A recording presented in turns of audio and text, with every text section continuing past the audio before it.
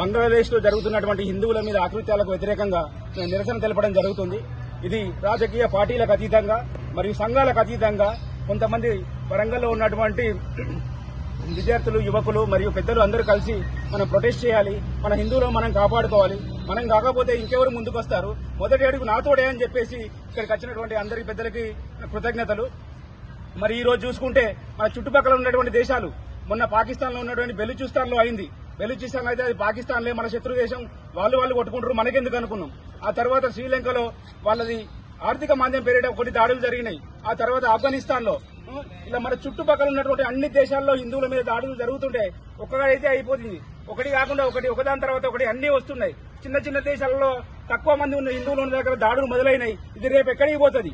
భారతదేశం మనం ఏం చెప్పుకుంటాం? 50% కంటే ఎక్కువ మంది యువకులు ఉన్నారు. అన్ని దేశాల కంటే, ప్రపంచంలో అన్ని దేశాల కంటే యువత మేధస్సు ఎక్కువ ఉన్నది ఇక్కడ అంటారు. కానీ ఇట్లాంటి 50% కంటే ఎక్కువ మేధస్సు ఉన్న యువత లోపల ఈ రోజు కొంతమంది సెక్యులర్ ముసుగులో విష బీజాలు నాడుతున్నారు. హిందుత్వం అంటే మత ప్రచారం అని, హిందూ జై శ్రీరామ్ అంటే వారికి మత పిచ్చి ఉన్నదని, గుడికి పోతే వీనికి దైవభక్తి తప్ప దేశభక్తి లేదని అంటున్నారు. కానీ ఇట్లాంటి మన యువతలో కనుక రేపు విష బీజాలు నాటితే భారతదేశాన్ని కంట్రోల్ చేయడం ఎవరి వల్ల కాదు. చిన్న దేశం మనం చూసుకుంటే బంగ్లాదేశ్ లో 24% ఉన్న హిందూ జనాభా 8%కి వచ్చింది. ఎటుపోయింది 14% మంది? భారతదేశానికి రాలే, బయట దేశాలకు పోలే. ఏ దేశాలు ఉన్నాయి హిందువులకు? ఒక్క భారతదేశం తప్ప. నీకు ఏ దేశంలో దాడి జరిగినా కూడా అయ్యో నీ భారత్ లో పుట్టిదే మంచిగా అనుకుంటున్నాడు. రేపు భారతదేశానికి దిక్కత్త ఎక్కడికి పోవాలి వీళ్ళందరూ? ఈ రోజు ఉన్నటువంటి పెద్ద పెద్ద సెలబ్రిటీలు అందరూ మనం చూసుకుంటే వాళ్ళందరూ ఆల్ ఐసాన్ రఫా, ఆల్ ఐసాన్ గాజా, హమాస్ తీవ్రవాదులు. యూకేలో అల్లర్లు జరుగుతున్నాయి, అమెరికాలో అల్లర్లు జరుగుతున్నాయి, అంతటా జరుగుతున్నాయి. అన్నిటికీ ట్వీట్లు పెట్టడానికి టైం ఉంటుంది, అన్నిటి మీద మాట్లాడడానికి టైం ఉంటుంది. షూటింగ్లు క్యాన్సిల్ చేసుకుంటారు, మ్యాచ్లు పోస్ట్ పోన్ చేస్తారు. కానీ హిందువుల మీద దాడి జరిగితే కనీసం బయటకు వచ్చి మాట్లాడే ఒక్కడు కూడా లేడా ఇక్కడ? ఎందుకు హిందువులంటే అంత అలసత్వం? సాటి హిందువుకు దాడి జరుగుతుంటే పక్కపడే హిందువులే నీ మల్లత్త, నా పేపర్ల ఫోటో, నా ఫోటో వద్దు, నేను దీన్ని సపోర్ట్ చేయని పోతున్నారు. మరి ఎవరు వస్తారు రేపు నీ కోసం జరిగితే? ఈ రోజు పక్కకున్న బంగ్లాదేశ్ లో జరుగుతుంది అనుకుంటున్నావు, రేపు నీ పక్కలకు వస్తుంది, ఖచ్చితంగా వస్తుంది రేపు. కాబట్టి నువ్వు ఎక్కడ హిందువుకు దాడి జరిగినా ఖండించాలి.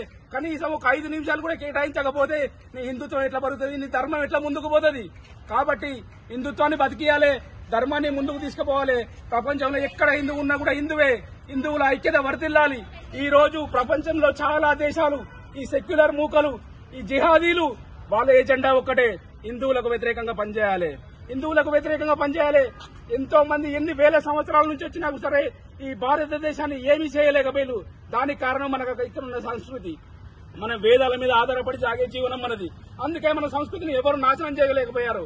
ఈ సంస్కృతిని, ఈ దేశాన్ని నాశనం చేయాలంటే ముందు దీని వేళ్లు అయినటువంటి హిందుత్వాన్ని నాశనం చేయాలని వాళ్ళు కంకణం కట్టుకున్నారు.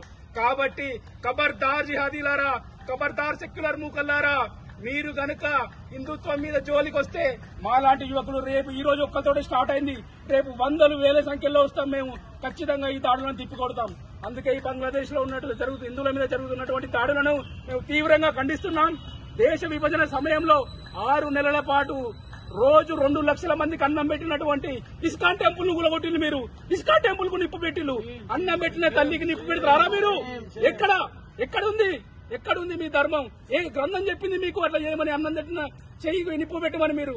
ఇట్లాంటి దేవాలయాలు ఎంతో మందికి విద్యను, ప్రసాదాలను, అన్నాలను, జీవితం కోసం ఎంతో మంది పేదవాళ్లు గుళ్ల మీద ఆధారపడి బతుకుతారు. అట్లాంటి గుళ్ళకు మీరు నిప్పులు పెట్టి హిందుత్వాన్ని నాశనం చేయాలనుకుంటే ఇవాళ ఒక్క గుడి గుళ్ళ కూడా మేము 100 గుళ్ళు కట్టుకుంటాం. మా హిందువులు అందరం ఐక్యమత్యంగా ముందుకొచ్చి ఈ నిరసనలను ఖండిస్తాం.